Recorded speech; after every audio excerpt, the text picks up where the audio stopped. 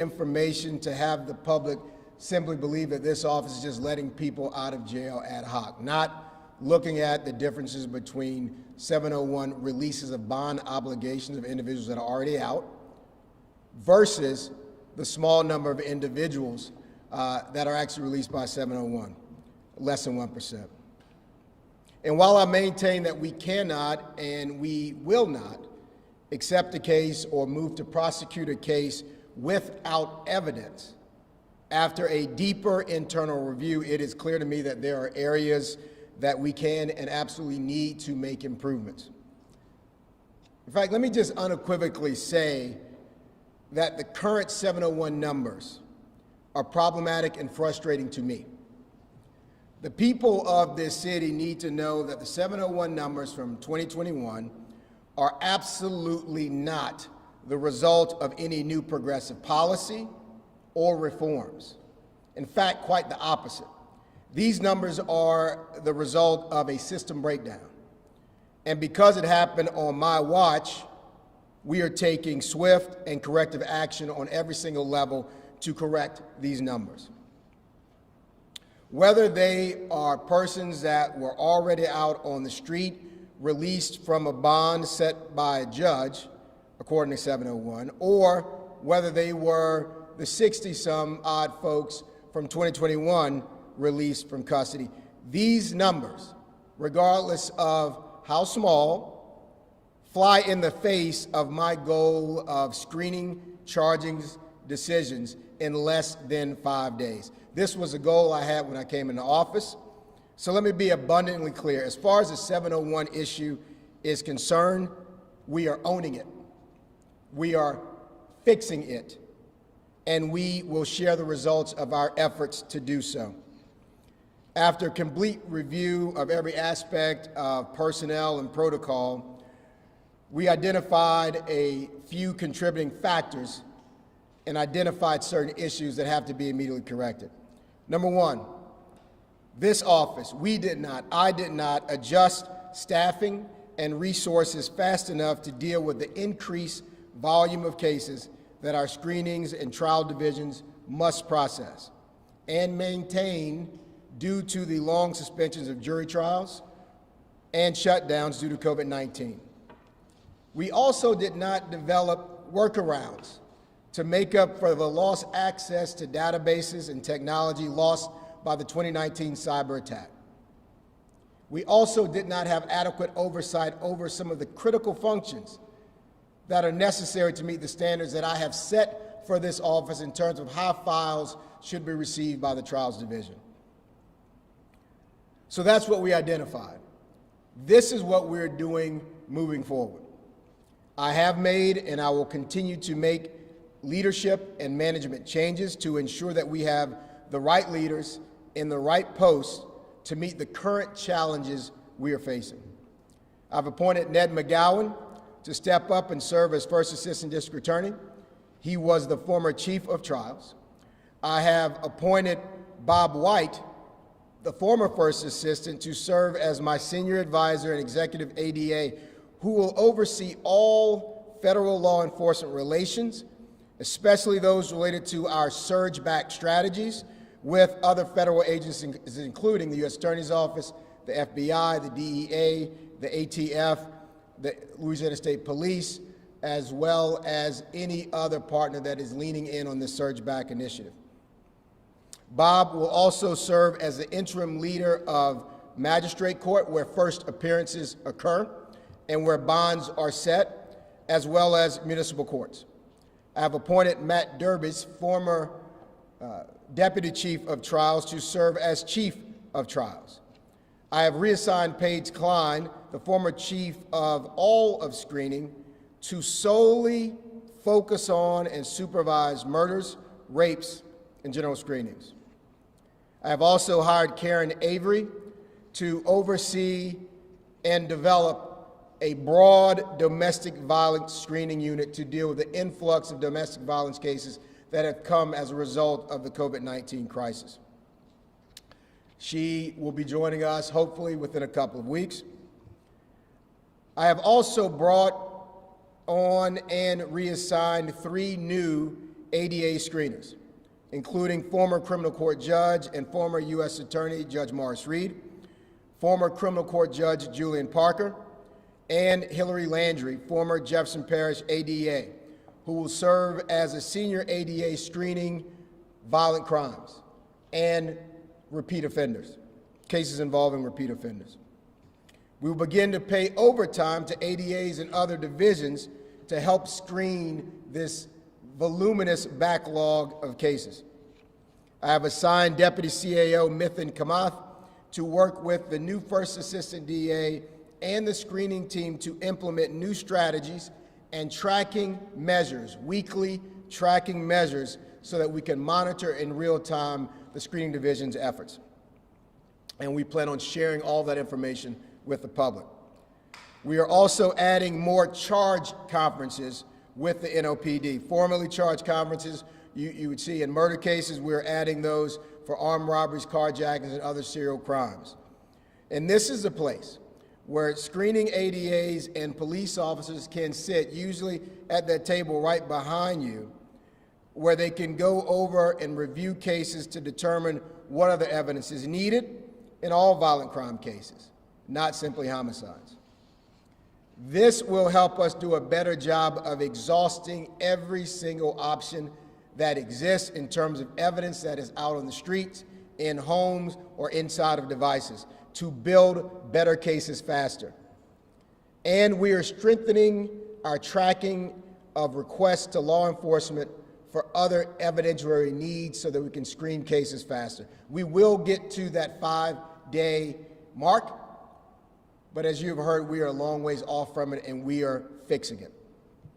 I still believe, though, we need more than what we have done already, given this current crime surge. More crime means more cases, which means more human beings to handle these cases.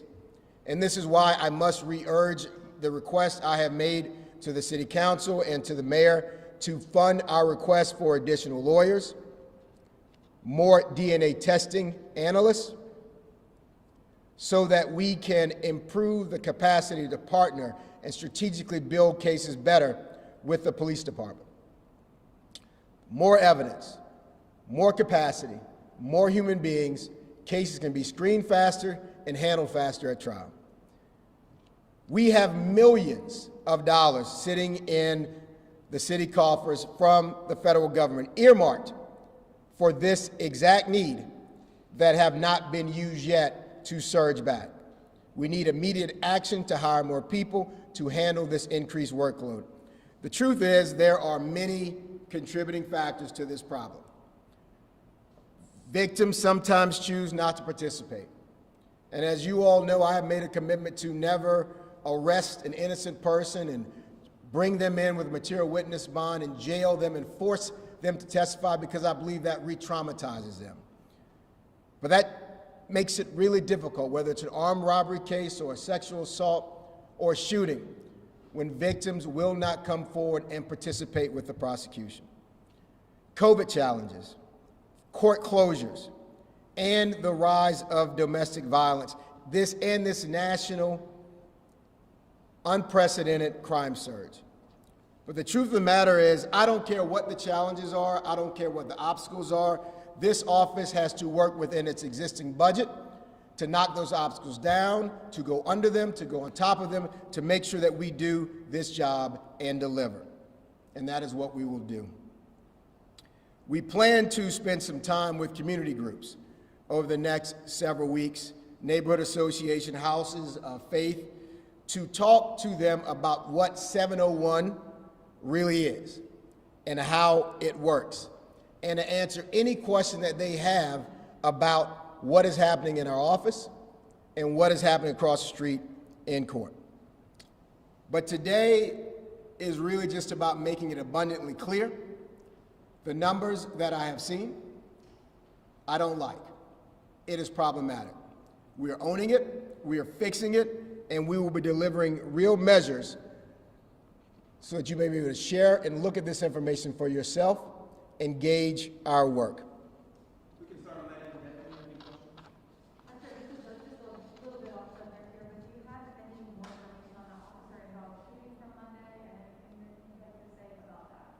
I would certainly not speak to something that I am ignorant on, meaning I have not received a referral.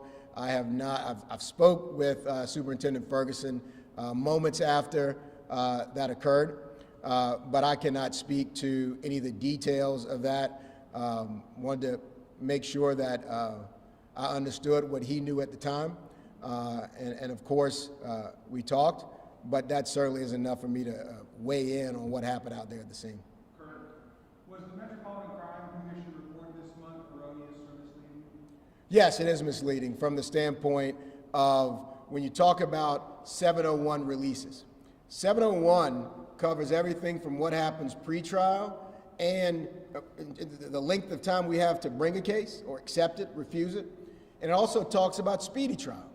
And so anytime there is a document or a statement saying these are the 701 releases for the year, but it doesn't distinguish between a release of a bond obligation versus a release from custody onto the streets, that is misleading. Because 73% of all individuals that are described in those 701 numbers made bond just a few days after they were brought to court. So the 701 release had no effect on whether or not they were in jail or whether or not they were at home, because a bond had been set by a judge. So when you don't distinguish between that, I think there are moments when it only serves to stoke fear that the public rightly has, because we're in the middle of a crime surge. But we need to be specific. Matt, just earlier this week, one of your appeals attorneys wrote a writ arguing that judges should no longer set on their own behalf 701 rule days. Can you tell me a little bit about why you're taking that position? That's a practice that I think goes back decades. Yeah, so if you look at, and I mentioned 701 broadly, speedy trial. If a defendant wants to assert himself or herself of a right to a speedy trial, the defense attorney must prepare a document, file it in a court, and there's an affidavit in which he says, I am ready to move forward with this trial, and there's no other information I'm looking for. And then that clock runs. And the reason we file this writ is because it should be, the law has to be required. The law has to be followed. And a defense attorney should have to assert that themselves in court, rather than have judges on their own assert rights of a defendant. The deadline is the deadline. We will honor the deadline, but the 701 law says that, Article 701 describes a process in which a person makes that argument to the court. The deadline is run, and the defense attorney, the district attorney, or the prosecutor in court has an opportunity to show just cause as to why there should be a delay, whether it be 5 days, whether it be a week, but a hearing has to happen, and it should be urged by the defense. There's no reason that judges should be doing the work that defense attorneys should be doing. David? Yeah, so you said you're adjusting staffing and resources to deal with volume of cases. Why did it take so long? You know, kind of help me to understand, the why now? It's not a matter of why now. It's a matter of, one, realizing that when you've got, let's see how I can put this. Last year, we went before the old city council, before this new city council came in, and we had a budget request that was ringing the alarm that there was a crime surge that was continuing to peak. And we presented budget allocations that would have helped to surge back at that issue 4 months ago. And we have made requests to surge back 4 months ago. And there was not the request for additional lawyers to deal with the more cases that are coming from more crime and the backlog. It wasn't heard. So today we are doing a lot of different things because we have not received the resources necessary to surge back. So we're also going to have lawyers from other divisions that are not in screening actually helping to screen cases. And it may be a situation where we are in a position to pay overtime to do that work. We have been focused on violent crime.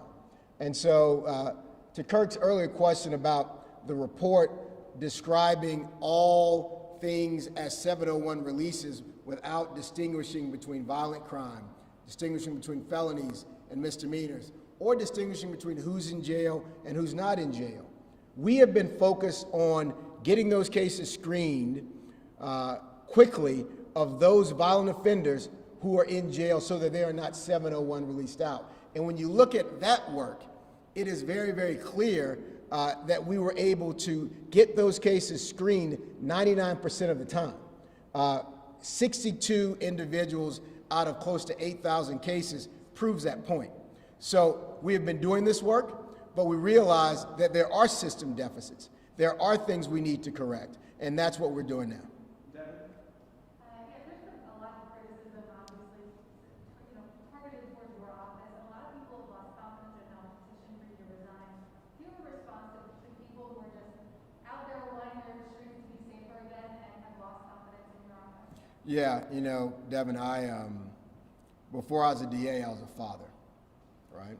And I'm a citizen of this city. And I have to have the same conversation with my 75-year-old mother, my wife, my 16-year-old son, because, at 16, I'm worried about him when he's hanging out with his friends because I don't want him to be the victim of a crime. But I also have to worry because he matches the profile, because he's about 6'3", he's brown like me, he's got long hair, so he matches the profile of a lot of the folks that are committing crimes. There's a lot of folks out here who aren't committing crimes. So the folks who are frustrated are rightfully frustrated. I am frustrated as a citizen. This is nowhere to live. And so when someone says, oh, well, yeah, this is the DA's fault, some of it is my fault. There are a lot of other shoulders that bear responsibility in dealing with the circumstances that we're in now. Whether because of the lockdown, housing insecurity, food insecurity, root causes of crime, there are a lot of things that have to be addressed. But at the end of the day, the bullet has been fired before the DA's office or the police department are called into action. And there's a lot of work that needs to be happening before a gun is ever pulled, before a kid is ever out after curfew. So look, I understand the frustration, which is why I have done a deep dive into everything that is going on in this office. But I need to make it abundantly clear. I ran for district attorney to reform this office. I ran for district attorney to make sure that we were not focusing on weed smoke and addiction issues so that we could focus on the most violent offenders. And that is what we are doing. We can't do it if courts close. We can't do it if jury trials are suspended, at least not the traditional way. We can get the guilty pleas, and we've shown that. We can bring the grand jury indictments, and we've shown that. The frustration is so well-deserved by community members. And part of the reasons why I'm doing this press conference today is because I was calling some people who were calling me upset about what was going on. And I thank Ms. Landry, who asked me a bunch of tough questions and actually was really surprised about how the law works and how the numbers really are bared out. So we're going to continue to talk to community. You're going to see us out in community answering any and all questions about what's going on. And we've restructured some things because I think we can do this job better. Kurt, how often is witness reluctance the reason for a 701 release? And when that's gone, what do you tell the reluctant witness? For lack of more delicate words, do you say, hey, you're blowing the case because you won't cooperate? Kurt, that is it's a phenomenal question. And it is unfortunately, far too many times, cases 701, because we are still working on cajoling, going out to their homes, sitting with them, visiting with them, trying to get them to come forward, trying to figure out ways that we can bring the case with other collateral evidence. It's a very big deal. And I understand it. Don't get me wrong. I understand why a victim who might have been the victim of an armed robbery or carjacking in front of their house and thinks that the person knows where they live, I understand why they may not want to come forward. But when they don't come forward on that armed robbery, we can't present that case. And so we end up being in a position where that person is only charged with unauthorized use of a movable or being in possession of a stolen car. And we don't get to hold them to account for the charge which they can get 99 years to. So when that happens, that individual can then make bond on a much lesser offense than the armed robbery count that we know we have a victim on who is just scared to come forward. If that person makes bond and gets back out here and commits another crime, that's the most difficult part of this job. We need victim cooperation. If we had victim cooperation at the tune of 50 to 60%, we'd have a whole lot less crime happening because people would be in jail serving their sentence. It's a huge question, and it plays really hard into the domestic violence cases as well. If it's not 50 or 60% now, what is it now? It's too low. It varies from month to month, and unfortunately, with the rise in violent crime, the lack of participation is actually going up because people are more scared. At a time when we need victims and survivors to participate more, the fear, because of what is happening on the street, because of Devin's question, is making them less willing to cooperate. They call the police, they meet with us, but when we need them to go that step further, to come to court, that's where the problem happens. And it's a very big problem as it relates to domestic violence because oftentimes people share the same household. They share the same bank account, or they have kids. Matt, one last question with David.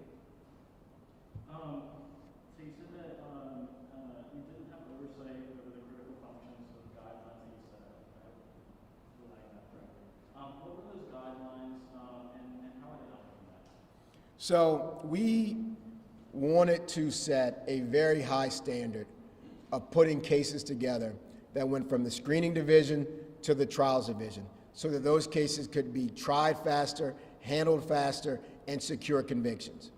And when you look at the amount of time that it takes because of lack of access to databases, the sheer volume of cases that the same number of people have been responsible for in years past, that is the metric that there's no amount of restructuring that can fix it. At a certain point, you just need more bodies to handle more cases. And so we've restructured so that we can get more out of what we have. Folks who are not assigned to the screening division actually pitching in and screening cases. We've got 2 retired criminal court judges who have signed on to start helping screen cases. We've got a former prosecutor who's going to start screening cases. And we're dividing up the screening division to specify and specialize in certain areas so that we can create real efficiencies within the office. Thank you. Thanks, everybody. Great question, Kurt.